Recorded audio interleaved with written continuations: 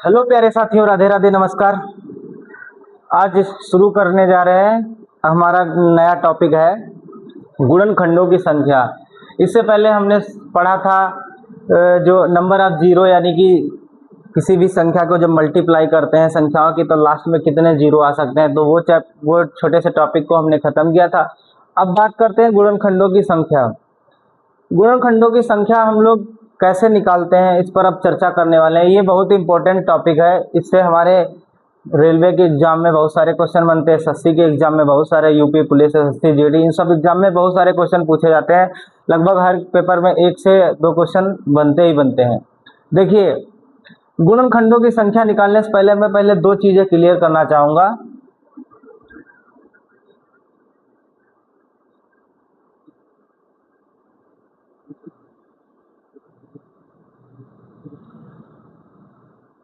Multiple और दूसरा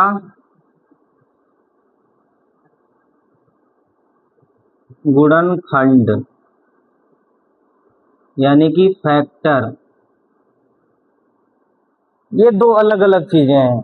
इनको मैं पहले क्लियर कर देना चाहता हूं कि ये क्या है और ये क्या है। देखिए, जैसे मान लेते हैं, हम एक संख्या मान लेते हैं 12, एक संख्या है। अब इस संख्या के मल्टीपल क्या होते हैं और इस संख्या के गुणनखंड क्या होते हैं, वही मैं डिफाइन करने वाला हूं। देखिए, मल्टीपल या गुणज का मतलब होता है कि जो संख्या हो उसके गुणज, यानी कि वो कौन कौन संख्याओं में, जैसे इसका पहला मल्टीपल ये खुद है, दूसरा 12 दूना 24, 12 तिया 36, 12 चौके 48, 12 पंचे 60, यानी कि dot dot dot dot dot dot dot dot किसी भी संख्या के जो मल्टीपल होते हैं यानी गुणज होते हैं वो अनंत होते हैं। यानी कि ये किस संख्या के क्या होते हैं, ये अनंत होते हैं।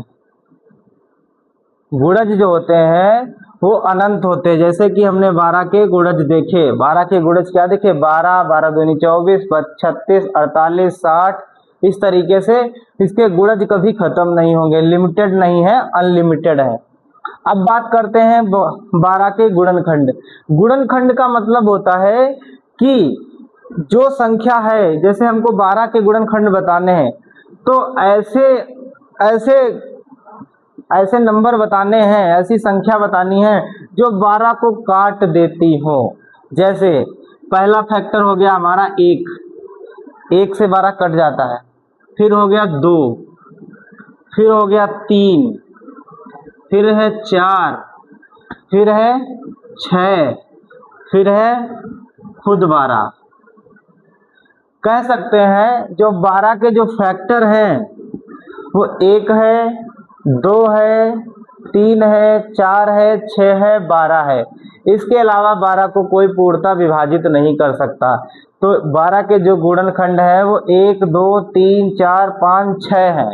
अब 6 जो गुणनखंड हैं ये हम कह सकते हैं कि जो गुणनखंड होते हैं वो लिमिटेड होते हैं। यानी कि ये जो गुणनखंड होते हैं वो लिमिटेड होते हैं।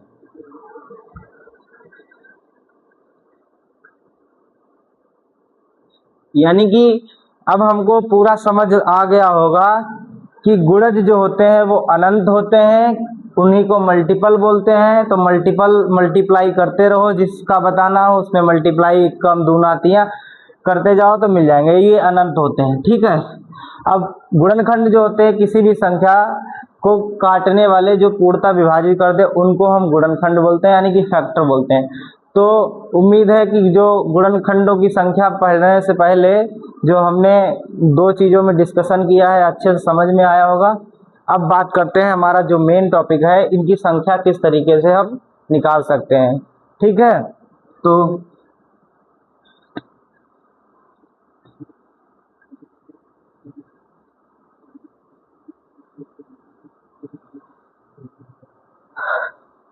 अब देखिए, गुणनखंडों की संख्या से कौन कौन से क्वेश्चन बन सकते हैं, पहले मैं वो आपको बताना चाहूंगा।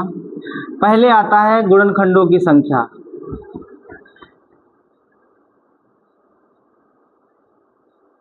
कुल कुल गुणनखंड आएगा, फिर आएगा सम गुणनखंड आएगा, फिर आएगा विषम गुणनखंड,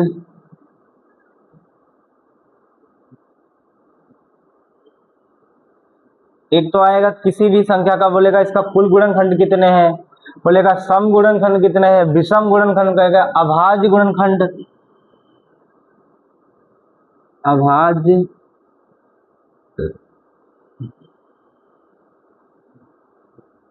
गुणनखंड बोलेगा इसमें अभाज्य गुणनखंड कितने हैं और अभाज्य, ठीक है।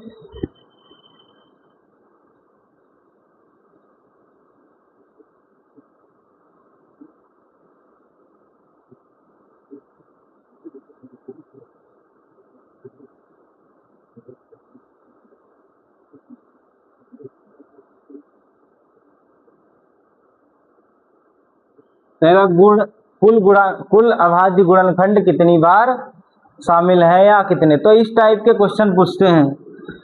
ये हमारे 4-5 क्वेश्चन हैं जो आसानी से हम लोग अभी करते हुए नजर आएंगे। देखिए पहला पूछा जाता है कुल गुणनखंड कितने हैं, सम गुणनखंड, विषम गुणनखंडों की संख्या, अभाज्य गुणनखंड यानी कि अभाज्य गुणनखंड कितने उसमें प्रयोग हुए हैं, ठीक है। अब कुल अभाज्य गुणनखंड कितनी बार आए हैं, जैसे मान लेते हैं, देखो सबसे पहले हम मानते हैं 96 एक संख्या ले लेते हैं, क्वेश्चन के जरिए बताना चाहेंगे। अब 96 है, इसमें हमको बताना है कि इन सारे सवाल का जवाब हमको देना है। देखिए अब सबसे पहले आपको मैं बेसिक बताता हूँ, जैसे 96 के फैक्टर करेंगे इस तरीके से करते हैं, बहुत 2 से कहेंगे 2 चक्कू 8, 2 अट्ठे 16, फिर 2 से 24 बार जाएगा, फिर 2 से 12 बार जाएगा, फिर 2 से 6 बार जाएगा, फिर 2 से 3 बार जाएगा, फिर 3 एक बार। तो ये अभाज्य गुणनखंड विधि है, ठीक है। इसके जरिए हम फैक्टर की संख्या, देखो इसमें क्या प्रयोग हुआ है, कैसे प्रयोग हुआ है, वो सब हम बताएंगे, ठीक है। अब इसमें देखो 2 कितनी बार आया है, 2 1 2 3 4 5, तो यहाँ लिखेंगे 2 जो है वो 5 बार आया है और 3 जो है वो 1 बार आया है। अब समझने की कोशिश करना, हमको बताना है कि इसके कुल गुणनखंड कितने हैं, इसके कुल गुणनखंड कितने हैं। देखो कभी भी जब ऐसे आए तो जो अभाज्य संख्याएं आई हो, जैसे 2 है, 3 हो सकता, 5 7 इस तरीके से आएंगे हमारे यहाँ पर, तो जो 2 है इसकी पावर कितना है, 5 है। जब हमको कुल गुणनखंड बताना है, कुल गुणनखंड बताना है तो करना क्या, घात को 1 जोड़ देना, 5 और 1 6 गुणा उसका भी 1 घात जोड़ देना, 1 + 1 2, यानी कि 5 और 1 6 गुणा 2, यानी कि टोटल जो इसके गुणनखंड होंगे वो कितने होंगे, 12 गुणनखंड आएंगे। अगर यहीं पे आपसे पूछा जाए कि सम गुणनखंड कितने होंगे, तो देखिए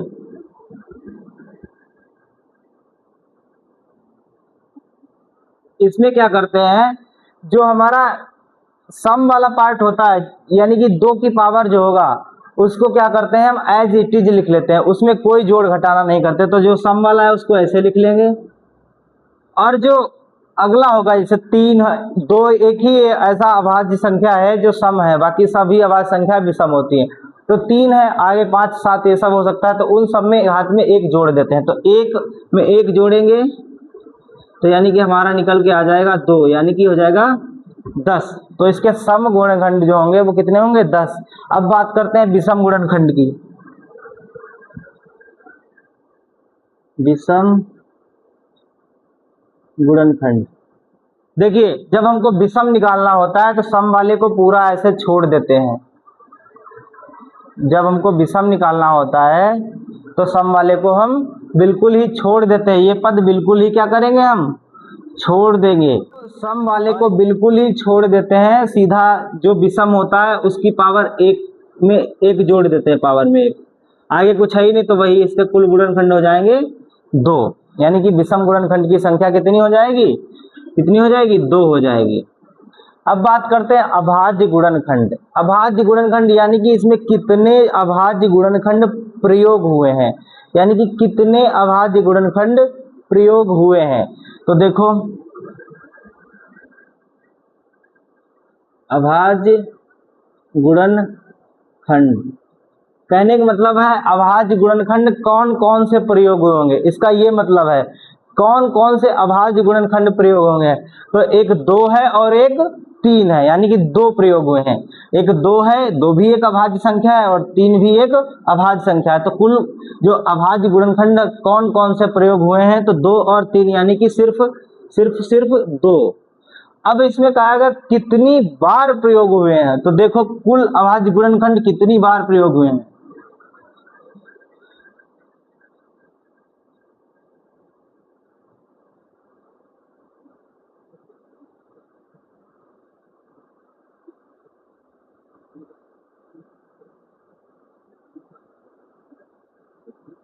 देखो अभाज्य गुणनखंड कितने लोग हैं, यानी कितने तरह के हैं, तो 2 तरह के हैं, तो 2 आ गया। अब कितनी बार प्रयोग है, तो ऊपर वालों को सिर्फ जोड़ देते हैं, जितने भी होंगे, जैसे 5 है और 1 है 6, यानी कि हो जाएगा 5 + 1 = 6। तो इसका ये हमारा कॉन्सेप्ट है, इस तरीके से निकाला जाएगा। एक बार मैं रिवाइज कराता हूँ। पहले सबसे पहले इस तरीके से फैक्टर करना है, फैक्टर करके हमको अभाज्य गुणनखंड को घात के रूप में लिखना है, अभाज्य जो संख्याएं होंगी उनकी घात के रूप में लिख देना है। और फिर उसके बाद क्या करना है, जब कुल गुणनखंड निकालना हो तो घातों में 1 जोड़ के आपस में मल्टीप्लाई कर देंगे। जैसे 5 था, 5 में 1 जोड़ा 6 हुआ, 1 में 1 जोड़ा 2, 6 दूना 12, ये कुल अभाज्य कुल गुणनखंड हो गए। उसके बाद जब सम निकालते हैं तो सम वाले को ऐसे ही लिख लेते हैं उसकी घात को, और विषम वाले में 1 जोड़ देते हैं। तो 5 और 1 2, 5 दूना 10 हो गया। जब हम विषम निकालते हैं तो सम वाले को बिल्कुल ऐसे ही छोड़ देते हैं, सम वाले को क्या करते हैं, बिल्कुल छोड़ देते हैं। तो विषम वाले में 1 जोड़ देते हैं, तो 1 1 2 हो गया। जब हमको निकालना है कि कितने अभाज्य गुणनखंडों का प्रयोग हुआ है, यानी कितने तरह के, ये समझ लो कितने तरह के अभाज्य गुणनखंड प्रयोग हुए, तो 2 तरह के, एक 2 है एक 3 है, तो यानी कि टोटल अभाज्य गुणनखंड 2 हुए। फिर कितनी बार प्रयोग हुए हैं ये, तो ये 5 बार प्रयोग हुआ, एक बार, तो 5 बार और 1 बार मिलकर के टोटल 6 बार। तो उम्मीद है समझ में आया होगा।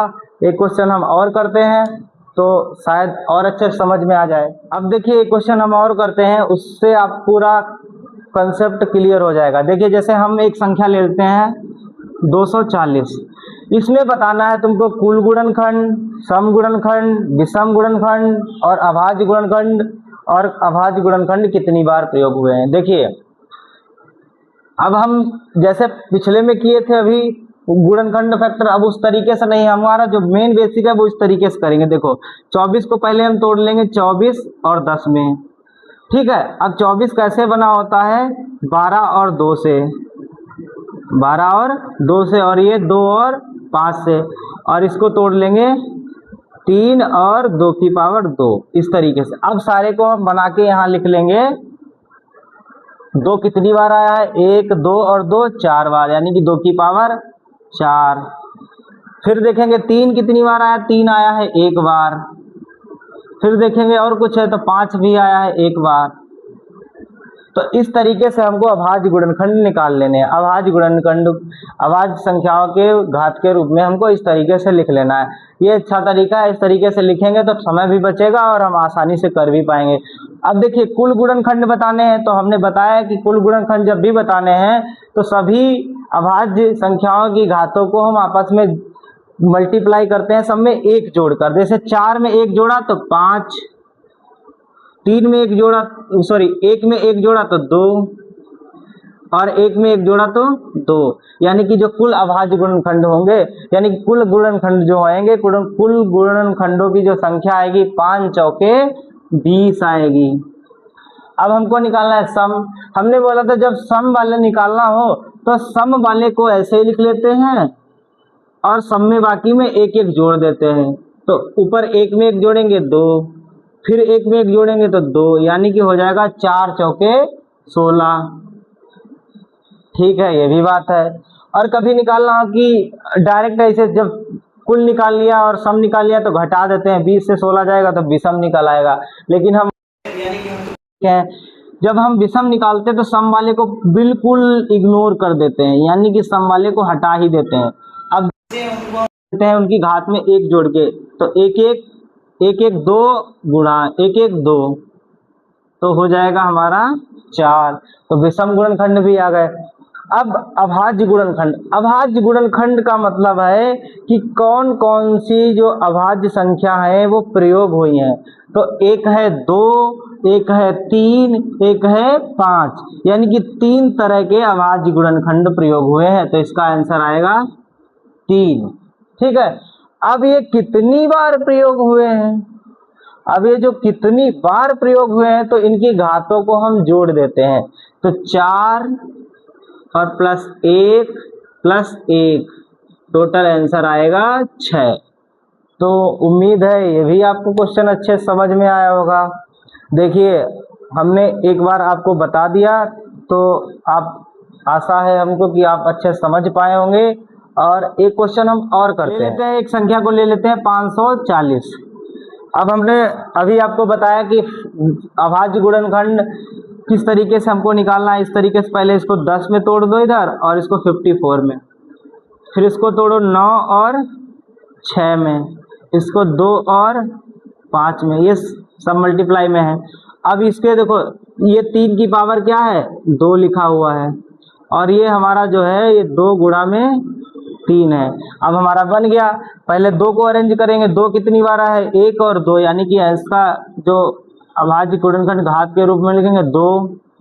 फिर हम देखेंगे 3 को, 3 कितनी बार, 2 और 1 3, तो ये 3 आया हमारा 3 बार। फिर देखेंगे 5, 5 हमारा 1 बार आया है। ठीक है, तो ये हमारे अभाज्य गुणनखंड इस तरीके से हमको निकालना है। उम्मीद है इसको हम लोग बचपन में कक्षा 3-4 वाली क्लास में पढ़े हैं। इसको ट्री मेथड बोलते हैं, ट्री मेथड। ये कक्षा 3-4 का इस तरीके से हम लोग बचपन में किए हैं, तो उस तरीके से हम लोग ये क्वेश्चन कर सकते हैं। ठीक है, अब हम बात करते हैं कि कुल गुणनखंडों की संख्या कितनी होगी। देखिए हमने बताया है कि जितने भी लिखे हो अभाज्य संख्याओं की घातें, उनको एक जोड़ के आपस में मल्टीप्लाई, 2 में एक जोड़ेंगे तो 3, 3 में एक जोड़ेंगे तो 4, और 1 में एक जोड़ेंगे तो 2, यानी कि हो जाएगा 12 दूना 24। इसके जो टोटल गुणनखंड होंगे, कुल गुणनखंड, वो हो जाएंगे 24। अब हमको निकालना है सम गुणनखंड। तो हमने पहले ही बताया है कि जब सम गुणनखंड निकालने हो तो जो सम होता है उसको ऐसे लिख लेते हैं, उसकी घात को, तो 2, बाकी सब में 1 जोड़ देते हैं, 3 और 1 4, और 1 1 2, तो हमारा हो जाएगा 8 दूना 16। जब हमको विषम बताना है तो 24 और 16 का अंतर लिख के लिख सकते हैं, लेकिन हमको पहले अपने कॉन्सेप्ट पे ध्यान देना है।